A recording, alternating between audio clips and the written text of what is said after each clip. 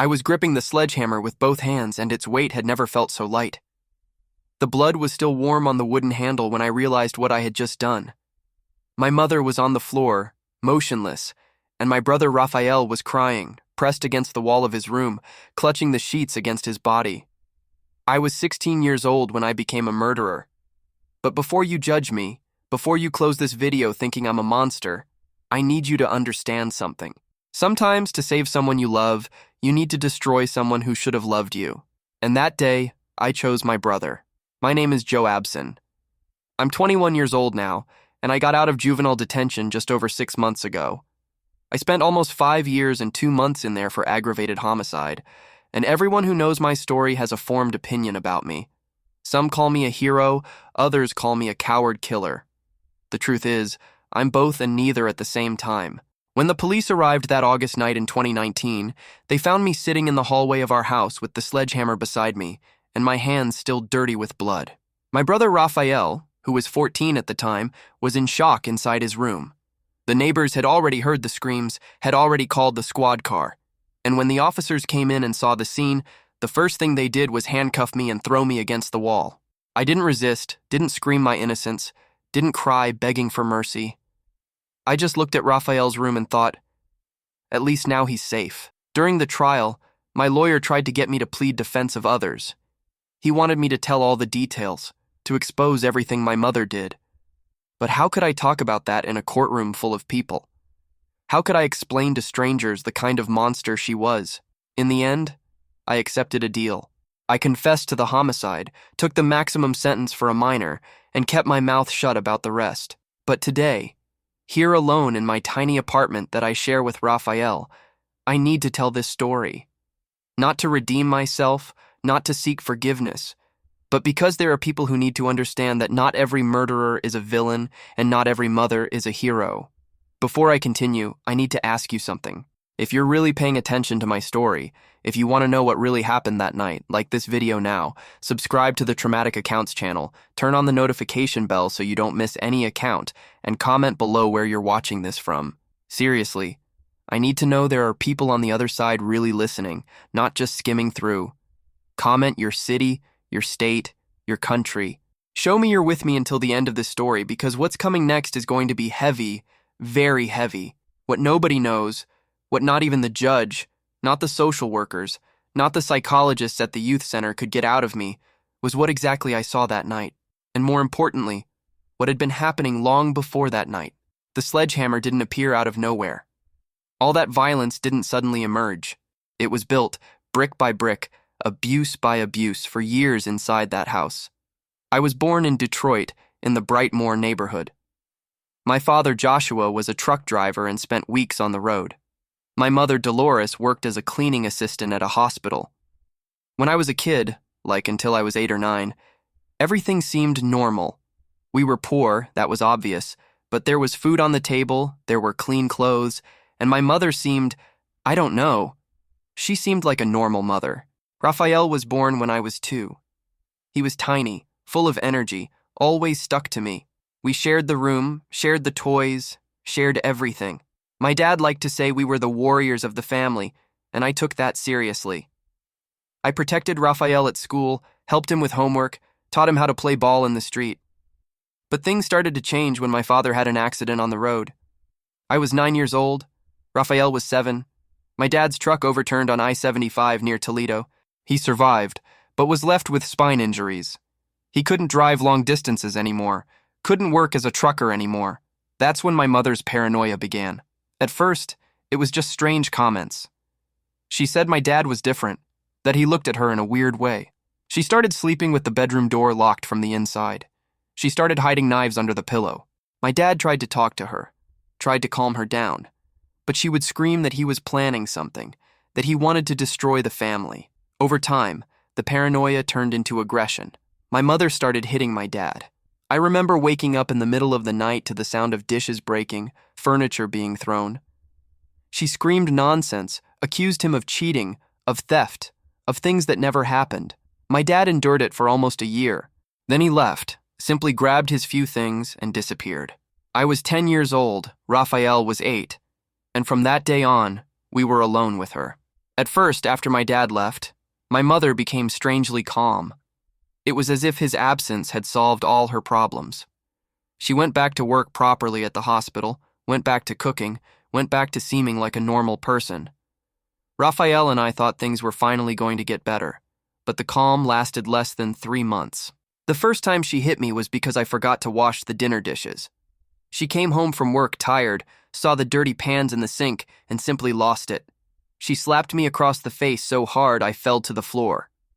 Then she grabbed a slipper and started hitting me on my back, arms, legs, while screaming that I was useless, that I was just like my father, that I was going to abandon her too. Raphael tried to defend me. He was only 8 years old, but he threw himself in front of her and started screaming, "Mom, are you going to hurt him?" It was the worst decision he could have made. My mother stopped hitting me and looked at him, and I'll never forget that look. It wasn't anger, it was something worse. It was interest, a kind of sick, disturbed interest. She crouched down to his height, held his face between her hands, and said, "Do you love me, Raphael? Do you love your mother?" He, confused and scared, nodded, "Yes." "Then you'll never abandon me, right? You'll always stay with me. Always." I didn't understand anything at that moment. I just thought she was being possessive the way paranoid mothers are. But over time, I realized it was much deeper, much more sinister. From that day on, my mother started treating Raphael and me in completely different ways. With me, she was violent. She hit me for any reason.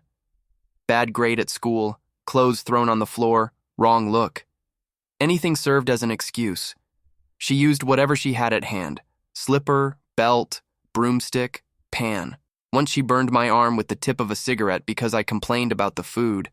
But with Raphael, she was different, super protective, obsessive. She wouldn't let him go outside, wouldn't let him have friends, wouldn't let him do anything alone. She insisted on bathing him even after he was already too old for that. She insisted on sleeping with him in the same room, and every time I tried to protect my brother from all that obsession, she hit me even harder. "Are you jealous?" she would scream. "Are you jealous because I love him more than you? Well, I do, because he's my boy, my baby. And you? You're nothing." I tried to ask for help. I swear I tried. I told my school teacher about the abuse. She looked at me with pity, gave me some generic advice about respecting parents, and never brought it up again. I tried to tell my paternal grandmother, but she lived in another state and didn't have money to come get us. She would say on the phone, "Hang in there, son. One day you'll grow up and get out of there." But how long did I have to endure? Until when? When I was 13 and Raphael was 11, things got worse in a way I never imagined possible. My mother lost her job at the hospital. They said she had assaulted a co-worker for looking at her wrong. Without the job, she started drinking, and drunk, the violence got worse. She started locking Raphael in his room. She said it was to protect him from the world outside, but I knew it was just another way to have total control over him. I heard him crying on the other side of the door, begging to get out, and when I tried to open it, she would push me and hit me until I gave up. One night, she came home drunk and dragged me through the entire house. She said I was the cause of all her problems, that I was cursed just like my father. She grabbed a sledgehammer she used for small repairs around the house and hit the floor next to my head. The hole stayed there for months, a silent threat. "Next time I won't miss," she said. I was 14 years old. Raphael was 12, and I was already planning to run away from home, take my brother with me, go anywhere. Live on the street if necessary. Anything would be better than that. But I was a child. I had no money, nowhere to go. And every time I gathered some courage to leave, I looked at Raphael and thought, if I leave, who's going to protect him? The next 2 years were progressive hell. Each day that passed, my mother became more violent with me and more obsessed with Raphael. She started having psychotic episodes. She would wake up in the middle of the night screaming that people were chasing us. She said the neighbors were plotting against the family, that the government had implanted chips in our food. She stopped letting Raphael and me go to school.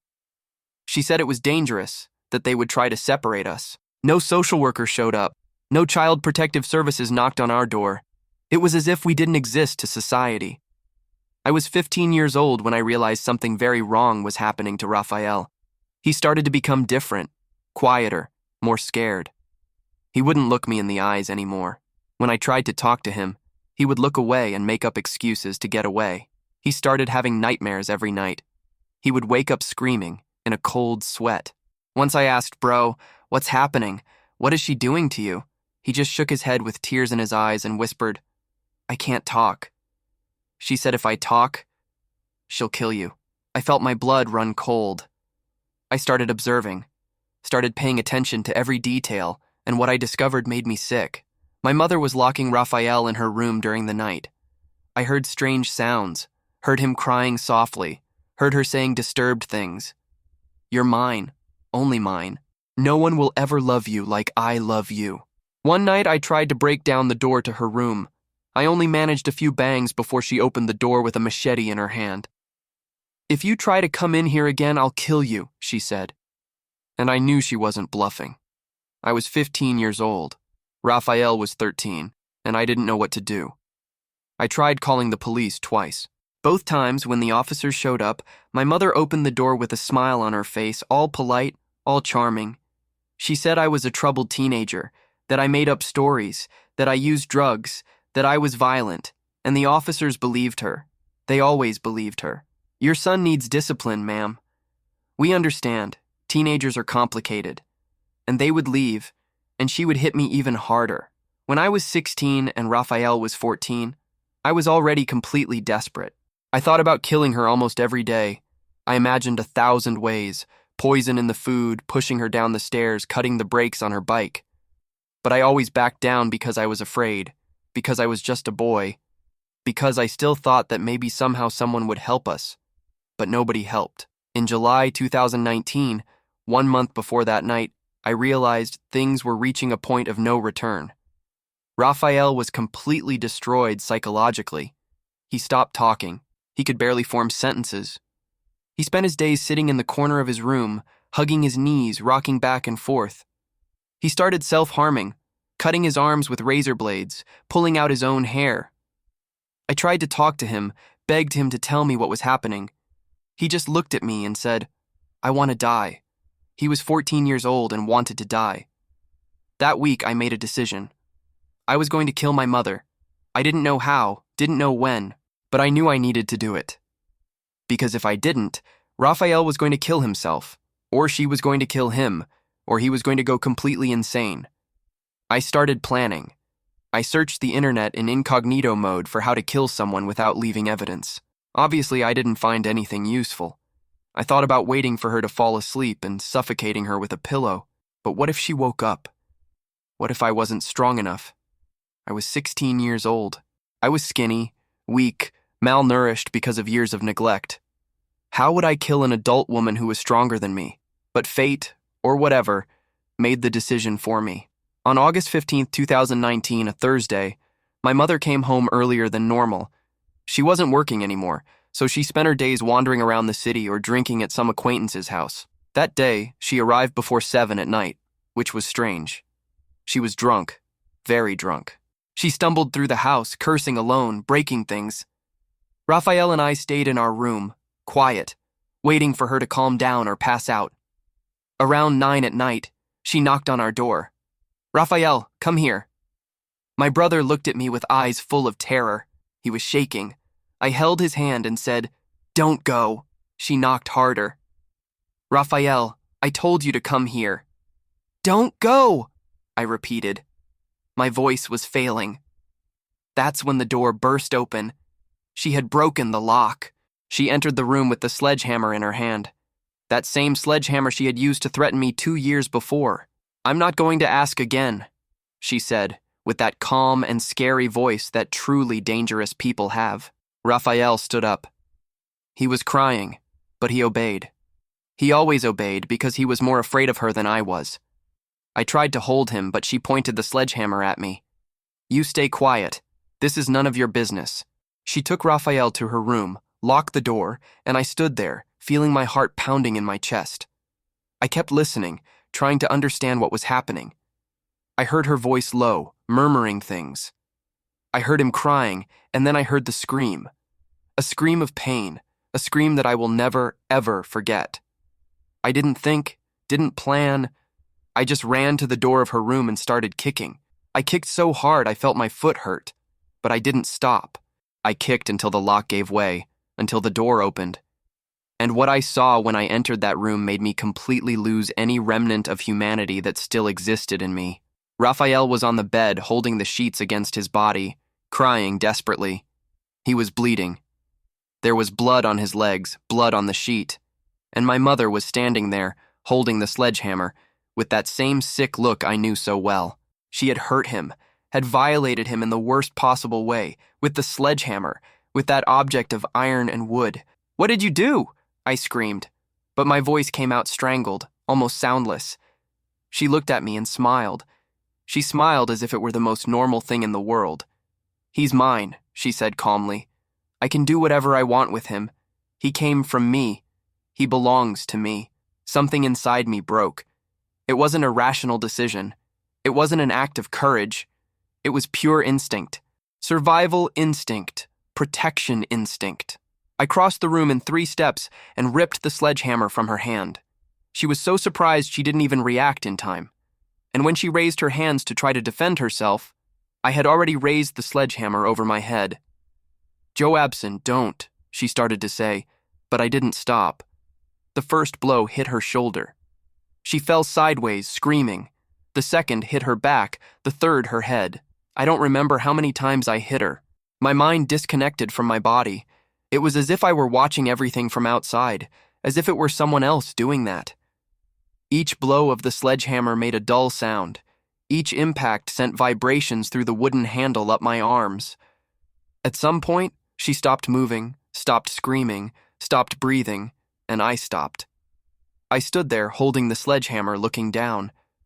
My mother was on the floor, in a strange position, with blood spreading around her head. I knew she was dead. I knew I had done that. I looked at Raphael. He was still on the bed, curled up, trembling, looking at me with wide eyes. I don't know if it was fear. I don't know if it was relief. Maybe it was both. "It's all okay now," I said. But my voice was so distant it seemed like someone else's. "She won't hurt you anymore." I dropped the sledgehammer. It fell to the floor with a metallic sound. My hands were covered in blood. My clothes were covered in blood. The entire room seemed covered in blood. I heard sirens in the distance. The neighbors had called the police. Of course they had. The screams must have been heard throughout the entire street. I walked out of the room stumbling, went through the hallway, and sat on the floor near the front door. I just sat. I kept waiting. I didn't try to run. I didn't try to make up a story. I just waited. When the officers came in, they found me like that, sitting with blood-stained hands, the sledgehammer a few meters away, and my brother in the room in shock. "Hands on your head! Hands on your head!" they shouted, pointing their guns at me. I obeyed. I put my hands on my head, let them throw me on the floor, handcuff me, drag me out of the house. The last thing I saw before getting into the squad car was Raphael being carried by a paramedic. He looked at me one last time, and I swear I saw something like gratitude in his eyes. The next few days were a blur. Endless interrogations, social workers, psychologists, lawyers, everyone wanting to know why, everyone wanting me to explain in the smallest details what had happened. But I didn't talk. I didn't tell about the years of abuse. I didn't tell about what she had done to Raphael. I didn't tell anything. I simply confessed that I had killed my mother with a sledgehammer. "Why?" the detective asked. "Because she deserved it." That's all I said. My lawyer went crazy. He said I was throwing my life away, that I could plead defense of others, that I was 16 years old and could get out with a light sentence if I cooperated with the investigation. But I didn't cooperate, because if I cooperated, I would have to tell about Raphael. I would have to relive all that hell in a public courtroom. I would have to expose my brother, make him testify, make him tell strangers what our mother had done. And I wasn't going to do that to him. He had already suffered enough, so I accepted the sentence. 5 years in juvenile detention, the maximum an adolescent can get in the United States, without sentence reduction, without regime progression. 5 years and 2 full months. When the judge banged the gavel and decreed my sentence, I felt a strange sense of relief. At least now, Raphael was safe. At least now, no one was going to hurt him anymore. The 5 years in detention were the worst and the best of my life. It seems contradictory, but it's true. They were the worst because I was locked up. I had lost my freedom, my adolescence, any chance of a normal life. I saw other boys my age studying, working, dating, living. And I was there behind bars, labeled as a murderer. But they were the best because, for the first time in years, I had peace. I didn't need to live in fear of waking up and seeing my mother hitting me. I didn't need to hear her torturing my brother. I didn't need to carry that weight of trying to protect someone without having the power to do it. In the center, I did therapy, a lot of therapy. The psychologist there, Dr. Mariana, was the first person who really tried to understand me. At first, I didn't say anything to her. I sat in her office in silence looking at the wall, but she had patience. She waited, and gradually I started to tell. I told about the years of abuse, about my mother's paranoia, about Raphael, about the sledgehammer. And for the first time, someone listened to me without judging. "You saved your brother," she said. "You did what you had to do." But was it true? Wasn't there another way? That question haunted me during the 5 years I spent in there, and still haunts me today. Raphael went to live with my paternal grandmother after what happened. She finally got custody of him. During my first 2 years in the center, he didn't come visit me, not out of spite, but because he needed to get away from everything. He needed to try to heal. It was only when I was close to turning 18 that he showed up. I almost didn't recognize him. He was taller, stronger, with different hair. But the eyes still had that weight, that trauma that will never completely go away. We talked for 2 hours. He told me he was doing therapy too, that he had gone back to school, that he was trying to rebuild his life. And then he said something that made me cry for the first time in years. "Thank you for saving me." I didn't know how to respond. I just held his hand through the bars and let the tears fall. When I turned 21, I was released.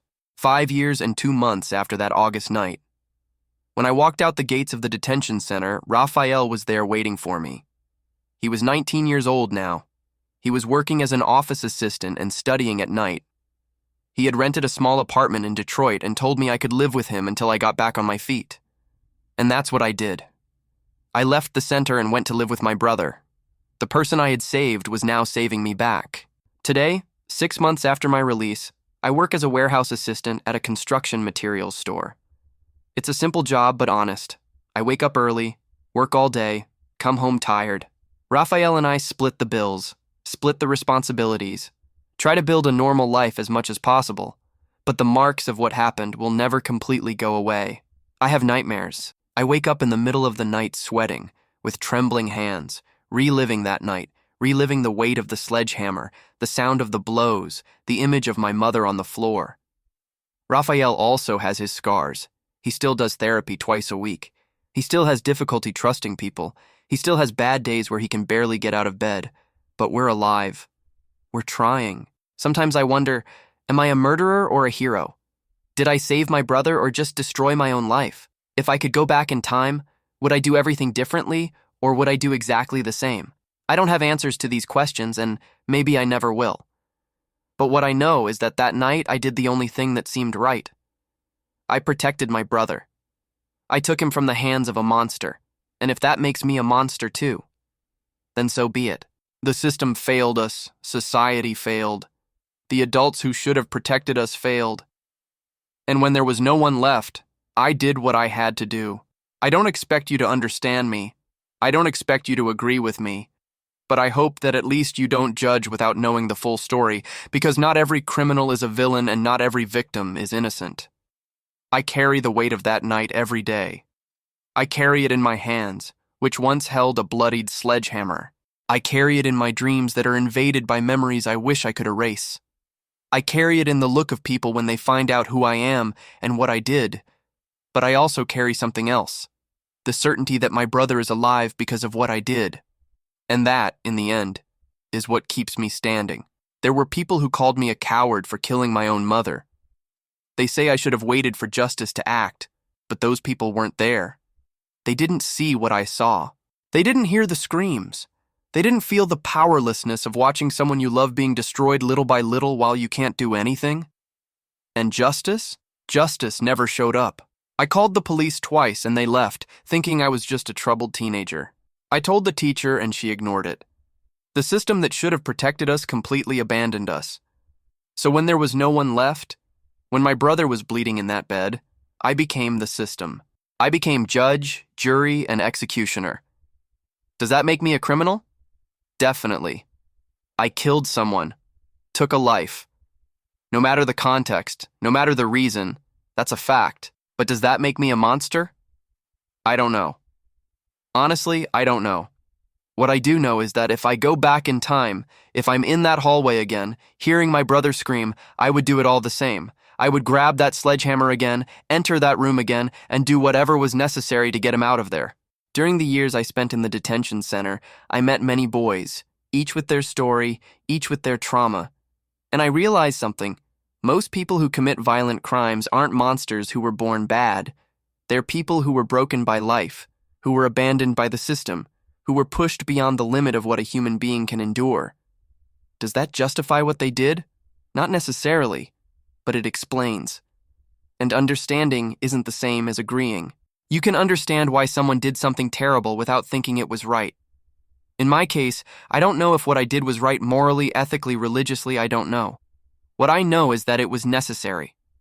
In that moment, in that context, there was no other way out. At least not one I could see. Today, when I look at Raphael, when I see him smiling from time to time, when I see him making an effort to have a normal life, despite everything, I think it was worth it. The 5 years I lost, the criminal record I'll carry for the rest of my life, the sleepless nights, the nightmares, the guilt, all of it was worth it, because he's alive and has a chance to be happy. He started dating recently, a girl he met at work. She knows our story. He told her everything, and she didn't run. She stayed, and that gives me hope. Hope that maybe, just maybe, we can leave the past behind and build something new. I still haven't dated anyone since I got out. I'm afraid to tell my story and see the person looking at me with disgust. Afraid that they'll be afraid of me, because at the end of the day, I'm a guy who killed his own mother, and that scares people. And I understand. I would be scared too. But maybe one day I'll find someone who can see beyond that. Someone who understands that one action doesn't define an entire person. Someone who sees the 16-year-old boy who did the impossible to save his brother, not the murderer the newspapers described. Until then, I live one day at a time. I wake up, go to work, come home, have dinner with Raphael, we watch something on TV, we talk about the day, normal things we never had when we were growing up. And from time to time, when he's sleeping and the house is quiet, I go to the kitchen, sit on the floor, and cry. I cry for the childhood we didn't have. I cry for the mother who was never a mother. I cry for the 16-year-old boy who had to make an impossible choice. I cry for everything we lost, but then I dry my tears, get up, and go back to my room. Because life goes on, and as difficult as it is, we have to continue too. Sometimes they ask me if I forgave my mother. The answer is, I don't know. There are days I feel anger toward her. Anger for everything she did, for everything she destroyed. There are days I feel pity. Pity because she clearly had serious psychiatric problems and never received treatment. And there are days I feel nothing, just an emptiness where some feeling should exist. What I don't feel is regret. And maybe that makes me a monster in some people's eyes, but I don't regret saving my brother. I'll never regret that. If you made it this far, if you really heard everything I had to say, I need to ask you one more thing. I need to know that my story touched you in some way. So please, if you understood what I went through, if you can see beyond the murderer label and see the boy who just wanted to protect his brother, like this video now, subscribe to the Traumatic Accounts channel, because there are many other real stories of people who were broken by life. Turn on the notification bell so you don't miss any account, and leave me a comment saying what time it is where you're watching. This might seem silly, but when I see these comments, when I see there are people on the other side really listening, it makes me feel less alone. So comment what time it is. 2 in the morning, 3 in the afternoon. Show me you're with me until the end. I don't know what my future will be. I don't know if one day I'll be able to build a family. I don't know if I'll be able to be truly happy, but I know I'll keep trying for me, for Raphael, for all the boys and girls who are going through similar situations right now at this moment, while you're watching this. If you're one of those people, if you're suffering abuse at home, if you're being hurt by someone who should protect you, please ask for help. Call the National Child Abuse Hotline at 1-800-422-4453. Tell a teacher, a relative, someone. Don't wait until it gets to the point it got with me. Don't let the situation push you to the limit. And if you're an adult who suspects a child is being abused, don't pretend it's not your business. Don't turn your back. Don't ignore it, because maybe you're the only chance that child has. Maybe your anonymous call to Child Protective Services is the difference between life and death. I didn't have anyone. But you can be someone for someone else. My story isn't pretty. It doesn't have a happy ending. It's just the raw truth of a boy who was pushed beyond the limit and made the hardest decision of his life. A decision that saved one life, but destroyed another. A decision that will haunt me for the rest of my days. But it was my decision, and I live with the consequences of it every day. Raphael is well now. He's not cured.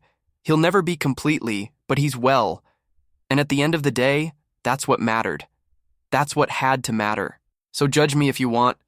Call me a murderer, a monster, whatever you think I am. But remember, you weren't there. You didn't see what I saw. You didn't feel what I felt, and I hope from the bottom of my heart you never have to feel it, because no one should have to choose between being a criminal or watching someone they love be destroyed. No one should have to grab a sledgehammer to protect their brother. No one should have to carry this weight. But I carry it, and I'll continue carrying it until the day I die. This is my story. This is my truth. And if you made it this far, thank you for listening. Thank you for not closing the video in the first few minutes. Thank you for giving me the chance to explain. My name is Joe Abson. I'm 21 years old, and 5 years ago I killed my mother to save my brother. And if you ask me if I would do it again, the answer is yes. 1,000 times yes.